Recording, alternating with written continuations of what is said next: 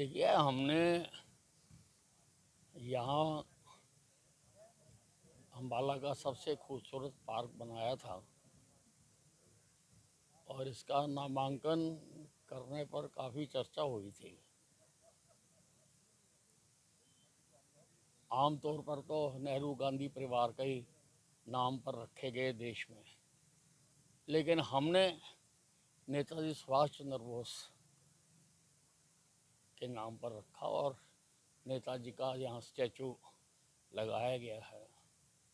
हर साल हम उनका जन्मदिन मनाते हैं, यहाँ सारे कार्यकर्ता इकट्ठे होकर जन्मदिन मनाते हैं और आज भी मनाया। उनका जो योगदान था भारत को आज़ाद कराने में, एक सशस्त्र युद्ध अंग्रेज़ हुकूमत के खिलाफ जो उन्होंने सेना बनाकर किया, उसका इतिहास में उसका कोई मुकाबला नहीं है। और हिंदुस्तान की धरती पर सबसे पहले झंडा उन्होंने लहराया था अंडमान निकोबार में।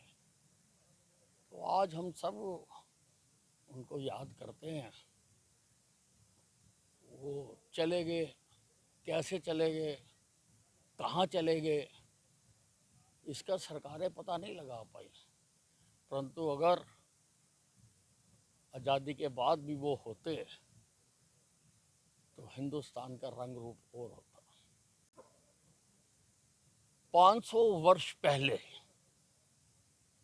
बाबर ने राम जन्मभूमि मंदिर को तोड़कर जो हमारा अपमान किया था, हमने कल उसका बदला ले लिया। लोगों में, सारे हिंदुस्तान में उसके लिए पूरा जोश था और विजय दिवस था।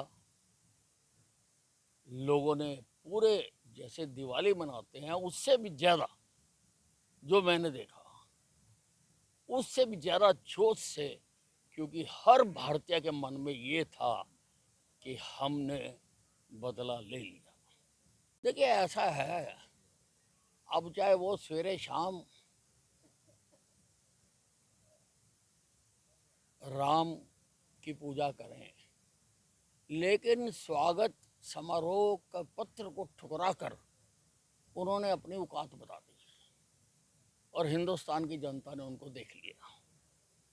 अब तो सिर्फ वो डैमेज कंट्रोल कर रहे हैं कि किसी प्रकार से ये जो हम कर बैठे और कर वही बैठे जो उनकी भावना थी। अगर उनकी भावना ठीक होती तो ये जो काम कल हुआ है, ये आज़ादी प्राप्त होने के तुरंत बाद हो जाना चाहिए था।